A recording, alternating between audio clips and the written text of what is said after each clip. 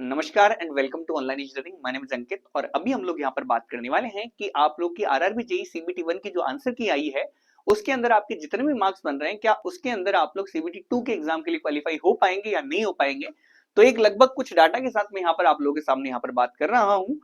अब देखो चीजें देखो बाद में जाते जाते जब ये डाटा बढ़ेगा तो हो सकता है चीजें थोड़ी बहुत ऊपर नीचे आप लोगों को यहाँ पर देखने को मिले, लेकिन फिर भी हम लोग यहाँ पर एक ट्राई करके देखते हैं जिससे आप लोगों को थोड़ा सा अच्छा भी लगेगा, है ना। देखो सीधी सी बात है, देखो अभी भी आप लोग काफी सारी जगह चेक कर रहे होंगे कि सर कौन सी शिफ्ट टफ आई कौन सी आसान आई है। उन चीजों का भी बहुत मैटर करता है। देखो सबसे पहले बात करते हैं, सबसे पहली बात करूं तो सबसे जो हार्डेस्ट शिफ्ट हमें यहाँ पर लग रही है वो लग रही है हमें 17 तारीख वाली, 17 तारीख की इवनिंग वाली शिफ्ट जिसके अंदर 4:30 से लेकर 6 बजे वाला।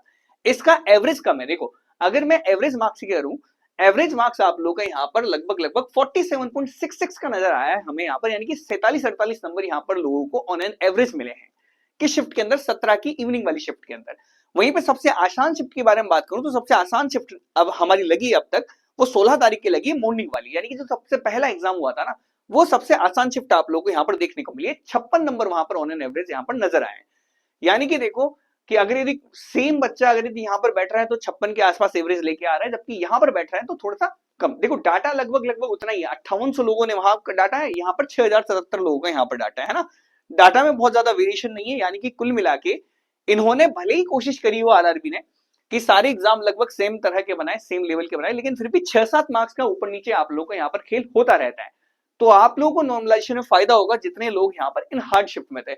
हार्ड शिफ्ट के अंदर मैं बात कर लेता हूँ, जैसे 17 की आप लोग बात करें, 17 की जो आफ्टरनून वाली थी है ना, 12:45 से लेके यहाँ पर 2:15 वाली ये भी हार्ड थी। 18 तारीख की बात करूं आफ्टरनून वाली 12:45 से 2:15 वाली ये भी आप लोगों की हार्ड थी। एवरेज मार्क देखो इनके 49.51 49.61। 17 तारीख की अगर यदि मैं बात करूं, 17 तारीख का लगभग लगभग बात करूं, 17 तारीख की तीनों ही शिफ्ट आप लोगों को यहाँ पर हार्ड वाली शिफ्ट के अंदर नजर आएगी। यानी कि 17 तारीख को अगर आपने एग्जाम दिया था आप लोग के मार्क्स थोड़े कम भी नजर आ रहे हैं तब भी आप लोग यहाँ पर तैयारी यहाँ पर कर सकते हैं, क्योंकि इंपैक्ट उसका यहाँ पर पड़ेगा आप लोग का ना। नॉर्मलाइजेशन में आप लोग कुछ प्लस देखने को मिल सकता है। 18 इसके अलावा देखो 18 तारीख की बात करूं, जो इवनिंग वाली शिफ्ट थी उसका यहाँ पर एवरेज 51 है, ठीक ठाक थी, उतनी भी ज्यादा आप लोग की टफ नहीं थी, है ना। 16 तारीख की बात करिए, मॉडरेट शिफ्ट है ये सारी की सारी, है ना। 16 तारीख की आप लोग की ये वाली ये मॉडरेट शिफ्ट है। 16 तारीख को यहाँ पर नॉर्मलाइजेशन के अंदर उतना फायदा नहीं होगा, हो सकता है एक आधी नंबर का फायदा हो, ऊपर थोड़ा ज्यादा फायदा आप लोगों को नजर आएगा। 18 तारीख को सुबह वाली और 16 तारीख को सुबह वाली जो सबसे आसान शिफ्ट है, इनके अंदर नॉर्मलाइजेशन का उतना ज्यादा कुछ खास इंपैक्ट यहाँ पर आएगा नहीं। मार्क्स जितने हैं लगभग उतने उतने ही लगभग रहने वाले हैं, ठीक है। ये हो गया हमारा यहाँ पर इफेक्ट जो कि एवरेज मार्क्स से निकल के आएगा। हालांकि देखो ये नॉर्मलाइजेशन कितना होगा क्योंकि डाटा अभी और चेंज होने वाला है, लेकिन हमें एक रफ आइडिया लग चुका है कि ये वाली शिफ्ट थोड़ी टफ है, इनमें थोड़े कम नंबर आए तो नॉर्मलाइजेशन के अंदर मार्क्स बढ़ने के चांसेस आप लोग के यहाँ पर है, डेफिनेटली है। अगर मैं बात करूं एवरेज मार्क्स की तो 17 के और यहाँ पर ये जो सबसे हार्डेस्ट और सबसे इजिएस्ट हमें यहाँ पर लग रही है ना, सबसे टफेस्ट सबसे इजिएस्ट जो हमें लग रही है, इन दोनों के बीच में भी अगर यदि आप लोग यहाँ पर देखोगे तो 8 नंबर का यहाँ पर लगभग लगभग डिफरेंस आपको यहाँ पर देखने को मिलेगा। 8 नंबर 9 नंबर का आप लोगों को डिफरेंस देखने को मिलेगा, जो कि बहुत ज्यादा होता है, ठीक है, बहुत ज्यादा डिफरेंस होता है ना। तो यहाँ पर आप लोगों को नॉर्मलाइजेशन में भी बहुत सारे लोगों के कुछ बहुत अच्छे खासे मार्क्स आप लोग के, देखो 5 नंबर तो ऊपर नीचे होने ही होने, ये तो कंफर्म मान के चल लो आप लोग। तो इतने मार्क्स आप लोगों को ऊपर नीचे आप लोगों को होता आराम से दिखेगा बहुत सारी स्टूडेंट्स को। इसके अलावा अगर मैं यहाँ पर जोन वाइज भी बात करूं, है ना, जोन वाइज भी बात करूं तो जोन वाइज भी हम लोग यहाँ पर बात करेंगे। जोन वाइज पे आ जाता हूं, तो जोन वाइज देखो तो हर जोन का एवरेज अलग अलग है। तो इससे हमें यहाँ पर यह भी पता चलता है कि काफी जोन की कट ऑफ कम भी जाएगी और काफी जोन की कट ऑफ ज्यादा भी जाने वाली है। हालांकि देखो डाटा अलग अलग है, सभी जोन का उतना अच्छा डाटा नहीं है। जब इस डाटा को डिवाइड करेंगे जोन वाइज तो फिर भी मैं लगभग आइडिया लगा देता हूँ। जैसे अजमेर जोन देखो, अजमेर जोन की कट ऑफ आप लोग की थोड़ी ज्यादा जाने वाली, क्योंकि देखो आपका एवरेज ही लगभग 55 नंबर के आसपास आ रहा है ना। वहीं पे अहमदाबाद की कट ऑफ जो है थोड़ी सी कम ही देखने को मिलेगी, क्यों, क्योंकि आप लोग की यहाँ पर देखो साफ साफ अगर यदि आप लोग यहाँ पर देख के पता चल जा रहा है तो लगभग 6-7 नंबर का फर्क आप लोग को यहाँ पर इन दोनों की कट ऑफ में देखने को मिल रहा है, 7 नंबर का फर्क आप लोग को देखने को मिल रहा है। तो अहमदाबाद की कट ऑफ आप लोग की थोड़ी कम जाएगी। तो थोड़े से सेफ जोन बता देता हूँ, जहां पर अगर जिनके अंदर अगर यदि आप लोगों ने अप्लाई किया है, कम भी मार्क्स आए हैं आप लोगों के, तब भी वहां पर आप लोग के चांसेस बन जाते हैं। तो जोन के नाम सुनते जाना आप, है ना। अहमदाबाद चांस बन सकता है, बेंगलुरु चांस बन सकता है, भुवनेश्वर का चांस बन सकता है, बिलासपुर में, इवन बिलासपुर में भी बहुत ज्यादा नहीं है, ठीक ठाक नंबर है, तब भी आप लोग का यहाँ पर भी चांस बन सकता है। चेन्नई में आप लोग का चांस बन सकता है ना। नीचे बात करें तो देखो आप लोग नीचे अगर मैं बात करूं मालदा, मालदा में आप लोग का चांस बन सकता है। मुजफ्फरपुर, हालांकि देखो मुजफ्फरपुर का डाटा कब है तो इसके बारे में मैं यहाँ पर टिप्पणी नहीं करूंगा क्योंकि शायद फॉर्म भी कम आए होंगे। रांची में आप लोगों का चांस बन सकता है, सिकंदराबाद में चांस बन सकता है तिरुवनंतपुरम के बारे में नहीं कहूंगा क्योंकि देखो डाटा हमारे पास बहुत कम है ना। सिलीगुड़ी और इनके बारे में नहीं बात करेंगे, लेकिन फिर भी तिरुवनंतपुरम की आप लोगों की कट ऑफ जितनी जाती है वो हम यहाँ पर बाद में देख लेंगे, ठीक है। तो इतनी बातें आप लोगों को याद रखनी कि इनके अंदर अगर यदि आप लोग हो आप लोगों के मार्क्स थोड़े कम भी आ रहे हैं तब भी आप लोगों का काम चल जाएगा। अब देखो मैं आप लोगों को एक और इंपॉर्टेंट चीज बता देता हूं। देखो अगर यदि यहां से मार्क्स डिस्ट्रीब्यूशन देखोगे आप तो यहां से भी बहुत हद तक क्लियरिटी आपको देखने को मिलेगी। देखो तो अगर मैं देखूं तो देखो वैसे तो हम लोग बात करें तो 76 मार्क्स से ऊपर 1619 लोगों के हैं सिर्फ, है ना।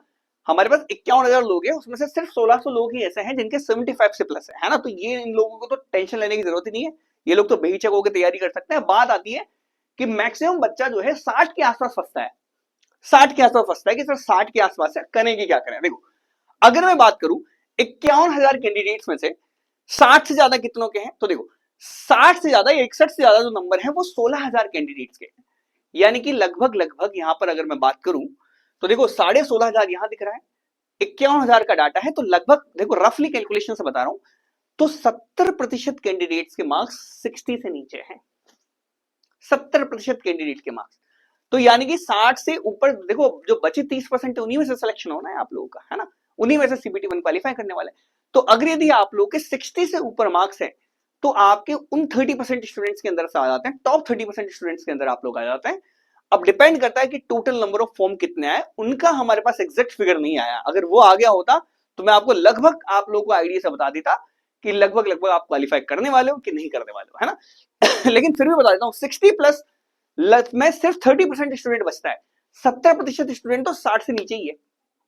तो आप लोग के यहाँ पर चांसेस बन जाते हैं अगर यदि आप लोग सेफ जोन में हो, 60 के आसपास अटक रहे हो, जनरल कैटेगरी से हो, और अगर यदि आप हल्का सा हार्डेस्ट शिफ्ट भी अगर यदि आप लोग पड़ जाए तो सोने पे सुहागा हो जाएगा, आप लोग यहाँ पर क्वालिफाई कर जाओगे, ठीक है। बाकी देखो कैटेगरी वाइज आप लोग देखो तो ओबीसी वाले हैं, बाकी अगर आप दूसरे कैंडिडेट्स में देखेंगे ईडब्ल्यूएस वाले, एससी वाले, एसटी वाले, तो थोड़े कम मार्क्स में भी ये लोग प्रिपरेशन कर सकते हैं, जिन जोन के बारे में मैंने आप लोगों को बोला, है ना। इसके साथ साथ आप लोग यहाँ पर बात करें तो देखो 60 से ऊपर आप लोग के यहाँ पर चांसेस बहुत हद तक बन जाएंगे क्योंकि 30% स्टूडेंट से आप लोग के बचने वाले, मेरे ख्याल से ज्यादा आप लोग के यहाँ पर नहीं आना चाहिए। देखो मैं ऐसा मान के चल रहा हूँ कि फॉर्म जो है पिछली बार से कम आएंगे, है ना, इतना मैं मान के चल रहा हूँ। रीजन ये है क्योंकि देखो पहले कंपटीशन ज्यादा हुआ करता था, आजकल उतने सिविल के स्टूडेंट्स बचे नहीं है मार्केट में ना, तो पिछली बार के कंपैरिजन में फॉर्म आप लोगों के यहाँ पर कम ही आने चाहिए।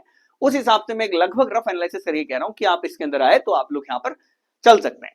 बाकी कैटेगरी वाइज भी बात करूं तो आप लोग ओबीसी, एससी, एसटी से हो, 57-58 नंबर अगर यदि आपको दिख रहे हैं हार्डेस्ट शिफ्ट में तो आप लोग तैयारी करने बैठ सकते हो आराम से, है ना।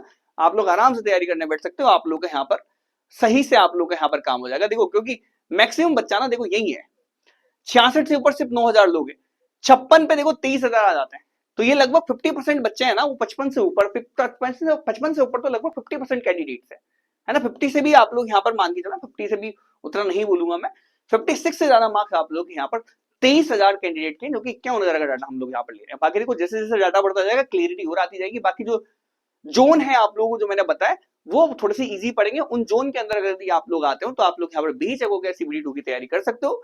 कैटेगरी वाइज चीजें डिपेंड करती है, जोन वाइज चीजें डिपेंड करती है। किसी जगह कट ऑफ बहुत ज्यादा जाएगी, जैसे अजमेर जैसे जोन है, अजमेर जैसे जोन है और भोपाल जैसे जोन है, इनकी कट ऑफ थोड़ी सी ऊपर जाने वाली है। लेकिन जो जोन है अहमदाबाद हो गया, बिलासपुर हो गया, इनकी कट ऑफ थोड़ी सी नीचे जाती है। तो ऑन एन एवरेज अगर मैं बात करूं तब भी आप लोगों का यहाँ पर जो निकल के आ रहा है 61 के ऊपर जो है 30% कैंडिडेट ही बचता है, उनके अंदर ही आप लोगों का यहाँ पर सिलेक्शन आप लोगों का यहाँ पर होने वाला है, ठीक है। तो फिलहाल के लिए तो मैं यहाँ पर यही बात करूंगा, बाकी जो भी अपडेट आती है मैं आप लोगों के साथ शेयर कर दूंगा। सीबीटी 2 की अगर यदि आप लोग तैयारी करना चाहते हैं, अगर यदि आप लोग यहाँ पर एईजेई की थ्योरी क्लासेस चल लेना चाहते हैं, या आप लोग प्रैक्टिस सेट लगाना चाहते हैं यूथ का, एसएससी जेईई पीवाईक्यू का, या एसएससी जेईई सीबीटी 2 के लिए जो प्रैक्टिस कोर्सेज चले थे उनके लिए अगर यदि आप लोग बात करना चाहते हैं तो दोनों के लिए कोर्सेज हमारे एप्लीकेशन और वेबसाइट दोनों के ऊपर अवेलेबल है, आप उनको विजिट कर सकते हैं। लिंक जो है मैंने डिस्क्रिप्शन के अंदर डाल रखा है।